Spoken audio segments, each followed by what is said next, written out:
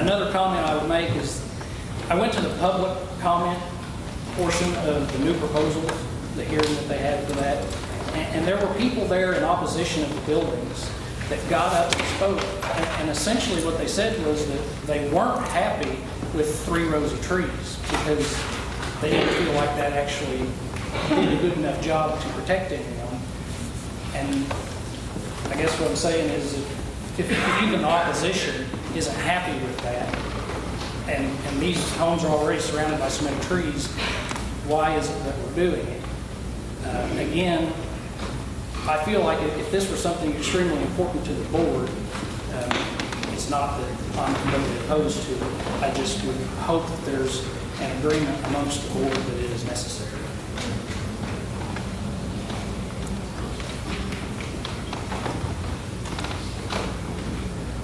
I only know 2 buildings that have these screen plantings in the county, and you may know more.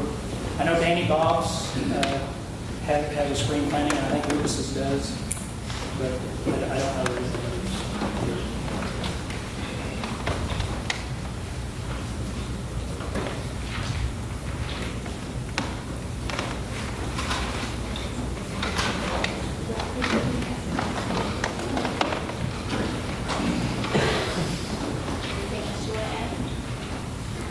Anything else you want to ask?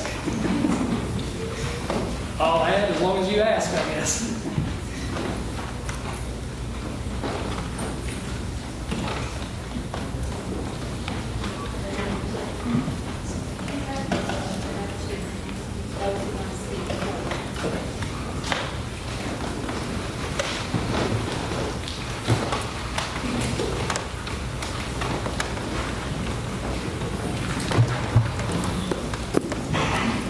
This is a copy of the letter that my dad wrote.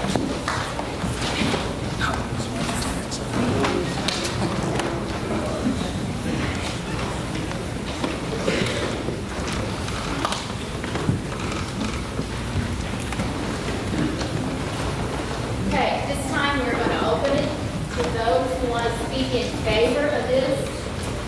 First one up is Gary Calloway.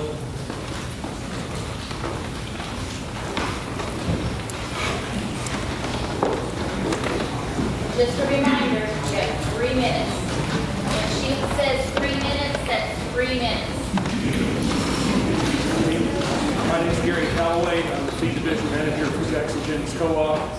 First of all, I've known Kyle for several years. In fact, he worked for me for quite a while when I was the branch manager of Brownstown. So I'm very comfortable with his work ethic and his dedication to it, and look forward to the opportunity to work with him. As mentioned earlier, just for clarification, ever since the onset of when we started working with this project 10 years ago, we have included products in the feed to try to help mitigate as much as we can on gas emissions and help break down the solids in the pits. About 2 years ago, we did incorporate another product that moved it quite a bit, with better technology. It's not perfect, but we feel like it's something that we need to do to try to mitigate this as much as possible. So it is included today, and we plan to continue the use of that. The other thing, as mentioned, I've worked with these for 10 years, and just one other thing I wanted to mention.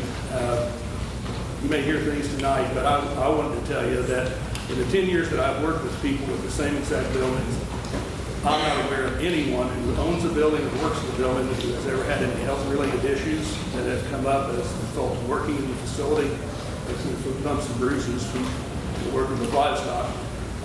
And I'm not aware of anybody in the surrounding areas, around the buildings and stuff in the communities that have had anything in that regard. Thank you.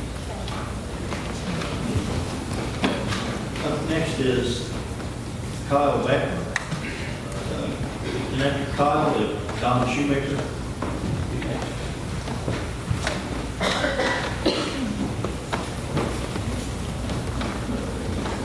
Good evening, ladies and gentlemen. My name is Dr. Kyle Becker, and I'm a food animal veterinarian. I own and operate Becker Food Animal Health Services, and my specialty is modern livestock production. And as the name of my company dictates, My job is to keep animals healthy, so tonight we're going to discuss antibiotic use and animal care in buildings like what Kyle and Leah have proposed to build. It is my opinion that no one makes any money off of sick animals. You will hear opposition that will state that animals are fed antibiotics on a continuous basis to keep them healthy. That is not an economically viable option. We keep animals healthy by providing them with the environment that they need, whether it be ventilation in the summer, cooling in the summer, heating in the winter, to allow them to reach their peak performance and to raise good pork for consumers. It's commonly stated that animals are fed, especially pork and poultry, are fed antibiotics as growth promotants. The Jackson-Jennings co-op does not feed continuous antibiotics for growth promoting purposes. They only feed antibiotics in the case of an outbreak. As far as treating individual animals, Kyle will be trained in identification of sick animals, and the proper treatments and protocols will be in place on that facility so that animals are managed in a humane and caring manner. And I have known Kyle since my freshman year at Purdue, and I trust him explicitly, and I would consume Kyle's pork on a daily basis without hesitation. As far as any other concerns that I would have, I would like to say that in my particular area, we have approximately 25 facilities within 7-8 miles of my house that are sow operations, and we do not have an odor problem. And my wife has a very sensitive nose, and she'll let you know about it. So thank you, and I appreciate the time. I am from Warwood, Indiana. 20 minutes southeast of Austin. I have a license in Indiana.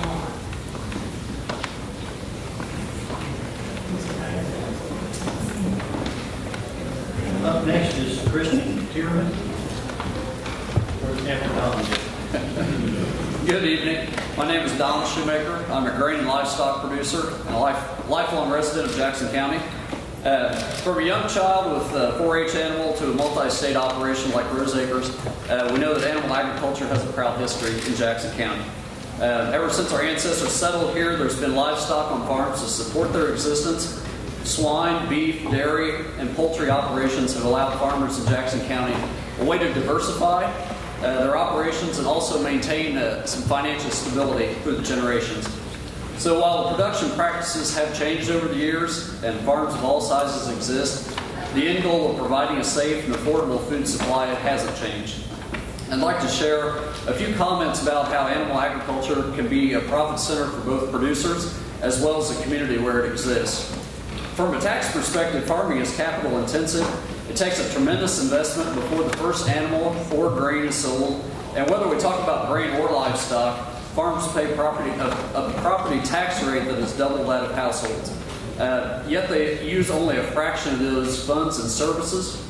And according to a 2010 Purdue study, Jackson County households spent $1.16 in county services for every dollar they paid in, while ag used 25 cents for each dollar they paid in tax. Indiana livestock farms are economic engines that support jobs and job growth. According to the Indiana Soybean Alliance, animal agriculture generates $7.3 billion in economic output for Indiana and supports nearly 40,000 jobs statewide. As one of 13 farmer directors on the Jackson-Jennings board, I'm proud of the contract opportunities that we offer to the membership and the financial return that it has for our cooperative. As a co-op, the business is owned by its membership. So, by being active members, 1,328 of your friends and neighbors currently own Jackson-Jennings.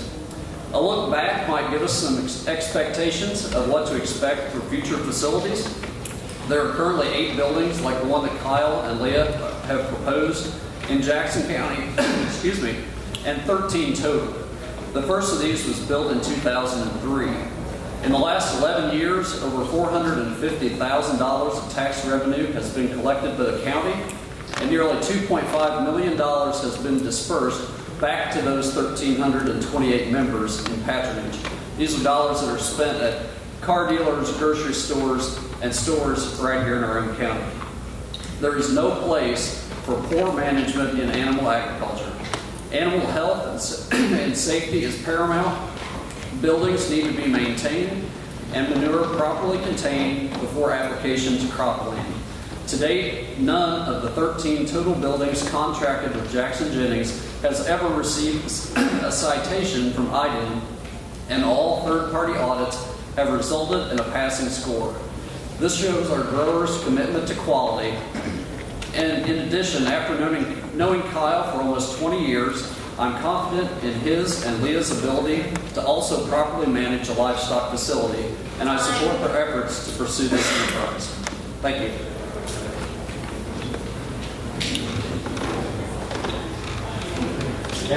After Chrissy Tierman is Tracy Stevens. Hi, my name is Christy Tiernan, and I was born in Jackson County and grew up helping out on our family's hog operation until I went to college. Growing up on the farm, while I learned all the good lessons this farm kid does, hard work, family ties, and so on, what I learned was that hog farming the way we did it wasn't going to make us rich. We couldn't compete and make a dollar with the open market and its volatility over the years. After years of working our butts off, I went off to college, and my parents both found alternative careers to follow. They made the decision to do more with their time and money by getting out of hog production. All of us kids learned our lesson too, and we all went off, sadly, and followed a path opposite of agriculture. Being in Chicago for the last 10 of the 11 years of my career has shown me what ignorance is out there about farms and raising the bacon that every fancy restaurant and foodie in the city touts. To feed the demand of the U.S. alone takes a very large scale of production. And yes, piece of paper is going to be the majority of that production. We need to take a stand for these projects now before we push out pork production in the U.S. A recent example is the acquisition of Smithfield Farms, the largest pork producer in the U.S., by a Chinese company. If we're banning CAFOs and foreign acquisitions of grabbing up some of our largest producers, we'll eventually have to deal with the demand being outsourced to other countries. And China in charge of my bacon is not what anyone wants. It may not be pretty pastures of prancing swine, but it's a real farm run by real people that care about the product, they care about the hogs, and they care about the people that they're feeding. And knowing both Kyle and Leah for my entire life, I know just how much effort and hard work they're willing to put into this operation, and I'm very supportive of that proposal. Thank you.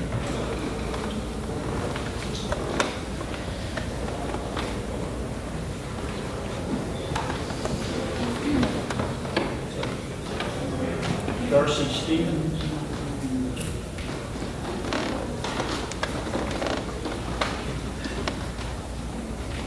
Greg Stevens? Great.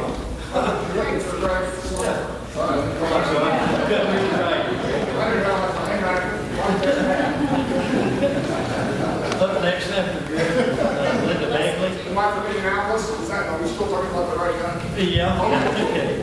Thank you. I was gonna say, would you say your name again? Yes, Spell it for us. Sorry about that. Thank you for giving me the opportunity this evening. I am Greg Slifer. I am the livestock specialist with Indiana Farm Bureau. And my job is to talk and have opportunities to know folks like the brochures and work with them and help them be successful in their expansion projects. And I came here this evening prepared to talk about property values. And I commend the brochures because they did a very good job of giving you local impact and an assessment of assessed valuation of property. They give you some real life cases. Normally when I come to meetings like this, we hear studies quoted from Iowa, North Carolina, wherever, based on assessed value, and we'll hear there's going to be a 90% property value evaluation, so on and so forth. And the counter to that is the only study done in the U.S., in fact done by Indiana University's School of Business that looked at 3 counties, home properties next to CFOs, confined feeding operations, that were based on actual sales transactions. And in none of those cases were were the neighboring properties negatively affected in sales price due to the location and proximity. In fact, as it is alluded to earlier, most of them, all of them, in fact, are going up in their sales. So I commend folks for talking about local and real issues here. As I also know, of course, the rest of the evening you'll be hearing a lot of things, and I want to ask you and implore you to keep your focus on land use issues. Having served 13 years on the Plan Commission Board of Zoning Appeals in Clinton County, I understand all the pushes and pulls you're going to get, but zoning is about land use, so I know that's a challenge as we hear some of the emotional things you're likely to hear this evening. So with that in mind, thank you so much for the opportunity to speak with you, and I trust that you will make your decision this evening based on knowledge rather than opinion. Thank you so much.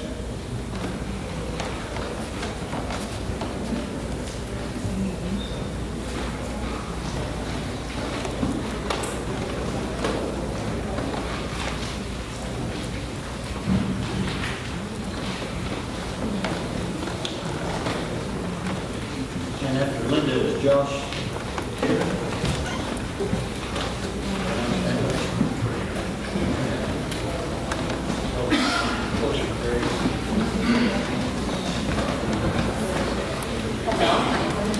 And I teach agriculture to high school students here in Jackson County. I also get to serve as the advisor to the FFA chapters, which is an agriculture organization, youth organization. If I may, I'd like to borrow a paragraph from our FFA creed. I believe that to live and work on a good farm or to be engaged in other agriculture pursuits is pleasant as well as challenging. For I know the joys and discomforts of agriculture life and hold an inborn fondness for those associations which, even in the hours of discouragement, I cannot deny. Though I was not his teacher, I have known Kyle since he was a sophomore in high school. His love of agriculture was developed at an early age with his grandparents. When he didn't have his own family farm to work on, he came to ours to work and learn more about the farming world. When we ran out of tasks for him to do, he went on to work for other local farmers. He was very active in his high school agriculture classes and FFA chapters. He excelled in leadership contests and then decided to further his education at Purdue University. After graduation, Kyle came back to Jackson County to put that education and work ethic to good use by starting his own trucking business. I can say that Kyle is a very supportive and very motivational young man. His work ethic topped any other employee that I've ever hired, and I believe that Kyle has the capability, desire, and knowledge to manage this facility. By being an agriculture teacher, I get to instill that same passion for agriculture into students that Kyle had from his grandparents. Agriculture is at the forefront of business and industry in Indiana. We are setting milestones each day to meet the growing need of industry and business here in Indiana. For a growing population, both in the United States and abroad. As I mentioned the creed earlier, agriculture has joys and discomforts. Kyle and his family are experiencing some of those emotions tonight. Plus, they want to set the groundwork for future generations in agriculture here in our county. By approving this proposal, you help promote agriculture and the inborn fondness that it has on young people in our county.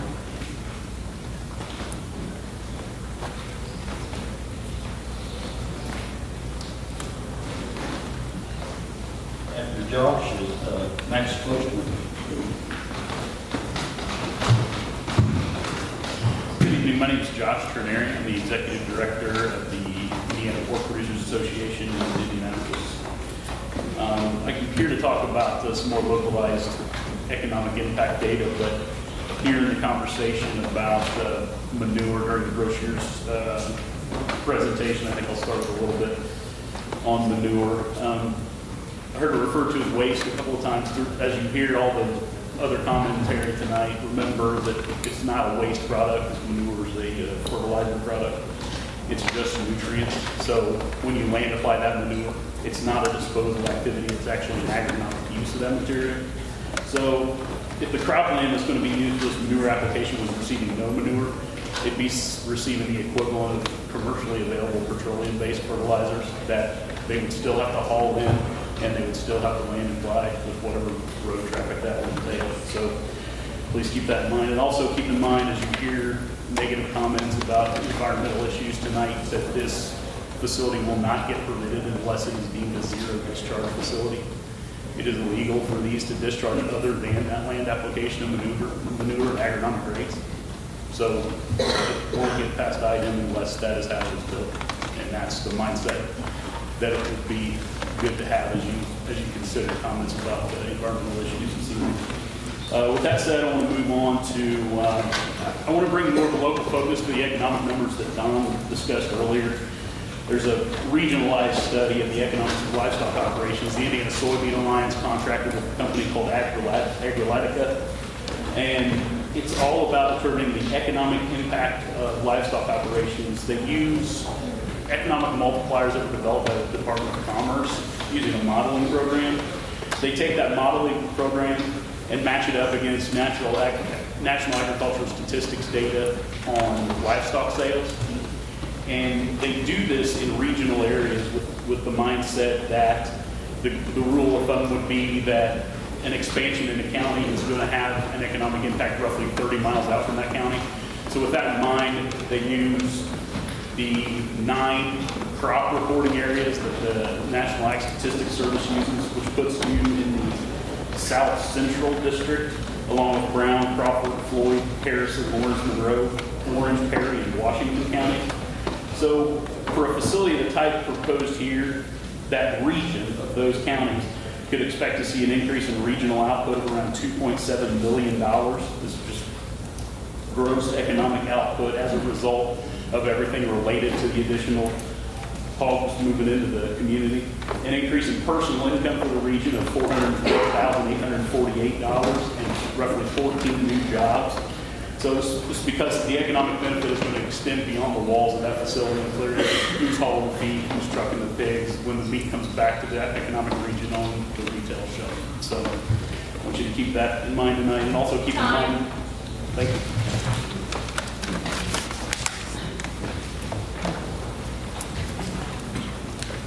After Max, Tim Burnside. Hi, I'm Max Klosterman, and I'm Lee's dad, most of you know. I'm not a real good speaker. Kyle, he's a hard worker, and he's well committed. He can do this. He's always going to work hard. My daughter sees that. She's that type. But Leah, she grew up we raised pigs, and ever since I believed in child labor, ever since they were yay big, they helped carry the feeder pigs out to the nursery, and they didn't like it much. I can't believe she wanted to go be a nurse. But you know what? That was her choice. That was her choice. Now Kyle wants to do this. I have 2 beautiful grandsons, a couple more on the way. Here, a couple of kids, twins. Real proud of them. One of the things here I heard, the reason why we haven't deeded the land over yet, I've got it on contract now, and I've got a good interest rate, better than the banks could give me, and that's partially paid off. So we would just get a loan at the bank and pay it off, and take care of that, and that's that. The corner down there, I'll donate some ground because I farm in the area down the bottoms, and those corners are so little, even with my grain trucks. 40-foot hopper bones, you got to back up sometimes. It's hard to make them. So I'm going to help everybody in the area by doing that. I know the area farmers will appreciate that corner when they can come up there and make it, provided this goes through. One thing that it mentioned about the manure, a lot of it will be applied right there, what I can of it, roughly a third of it, depending on whether you put corn and beans. This is all regulated. You're only allowed you can't contaminate soil. You can only put on what the crops are taking off. That's all regulated, as you probably know. But the corn will be planted there quite a bit because on that right there, we can drag line it on. It's cheaper. You aren't hauling it that. So roughly a third of it will hopefully be right there. I've got some ground down the bottoms where it can be applied locally. So we'll apply some there and some will get all off. I don't know. Some of the economic values there, it's going to add a few extra little jobs, some loading out, your tax base for the county. Farmers going to need to sell more corn locally to co-op wherever. We're going to feed them. It takes around 80,000 bushel, I believe, a year from one of these hog houses. Bean meal, of course, I think that's coming from Rose Acres probably now, probably will be, and that provides more local right there. It's an excellent source of fertility, like I said. That's like he mentioned. That's that much less fertilizer we have to buy, not only out of county, out of state, out of the country. A lot of it comes out of the country, making the United States more self-efficient. The corn, the more we use, the better. You know, for everybody. The more corn we use, it's whether it's in feeding livestock or whatever, and it affects everybody. You don't realize when you go buy bacon in a store. Like I mentioned, if there's none of these around, you have to buy it from another country. It's going to cost us a lot more money. Other than that, I don't have anything else to say. Thank you. I used to sit on the zoning board. I don't envy you guys.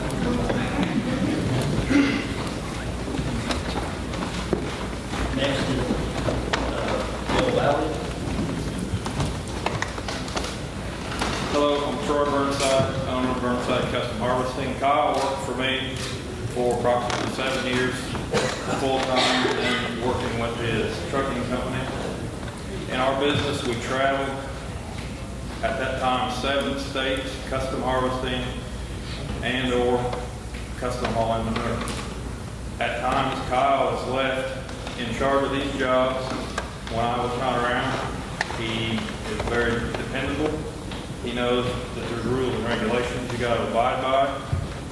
He knows how to hire people in if he needs help to do these jobs, and he also knows how to fire people if they're not doing the job correctly. The trucking concerns with manure, there will be so small amounts of trucks hauling manure from this side of the building. It should be under the 300 semi load at maximum. He's been put in charge of jobs hauling 30 to 40 million gallons when that building should hold around 700,000 gallons. So I believe he's a very responsible person and will do a good job with the building.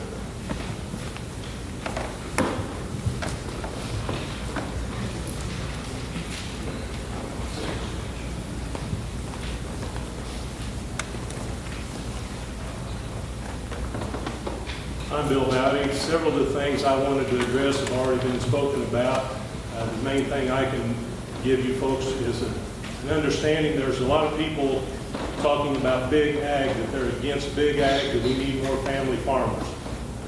Family farmers have had to grow the size of their farm to compete and survive. My family has 202 acres in Jackson County, and I could not make a living farming it myself. I enjoy doing that part-time, and that I can't support my family. But over the years, I worked for 4 different family businesses, 1 fertilizer dealer and 3 implement dealers, and none of them are in business today. We have currently 2 full-line implement dealers in Jackson County. When I was a kid 50 years ago, we had about 8 or 9. We used to have a lot more feed mills in the county than what we have now. I think we only have 3 left in the county. You have the same thing. It's economy of scale with other businesses.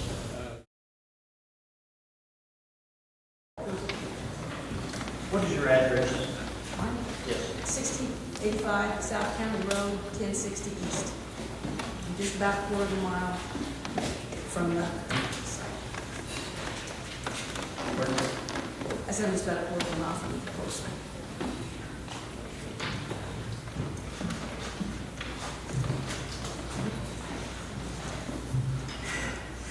Hi, my name is Trina McLean, and I live approximately a quarter of a mile from the proposed Brochures CAFO site. I am a member of this community and will oppose that special zoning for the Brochures CAFO. And due to the time it would take, not everyone will be able to speak. I'd like to see a quick show of hands of those that are here that are opposed to the CAFO site. As you can see by the show of hands, how important it is for the families of this community that this application not be approved. According to the Jackson County Comprehensive Plan, One of the reasons communities engage in a planning process is to ensure that the needs of the whole community are considered, and not just benefits to individuals. Hubert Bremen, whose home will be approximately 600 feet from the CAFO, inspired us to use his name as initials for the name of our group. Our group is named Hubert, which stands for Helping Us Build Ethical Rural Trust. Hubert's ancestors have lived on his property for over 100 years. If this CAFO is approved, Hubert, a World War II veteran, his daughter-in-law, and his son, a Vietnam veteran, who now care for Hubert, will be forced to move because of Hubert's health issues. There are several reasons why our community opposes this CAFO. Reasons such as health concerns, material harm, and quality of life. I've worked with some people, and some people consider these issues to be a myth. That's not the case. There have been over 25 studies conducted over the past 15 years that have produced indisputable evidence that CAFOs have a serious detrimental impact on the health, safety, and quality of life of neighbors and county residents. Within a half a mile of the CAFO site, there are 22 residential homes. Within a mile, there are 83. At 2 miles, the number increases to 285, and at 3 miles, there are 485 homes.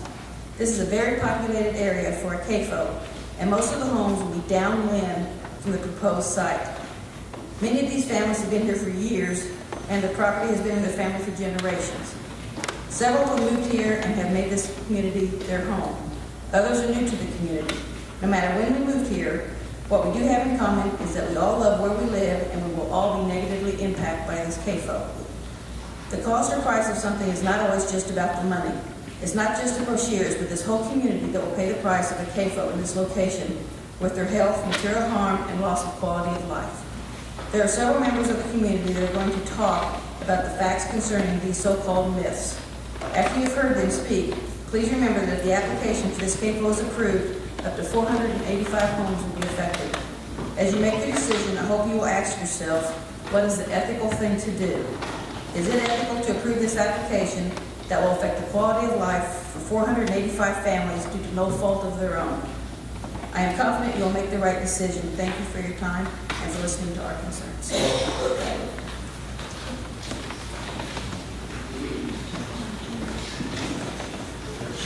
Karen, did you want me to pass this out for this letter you gave me? Please.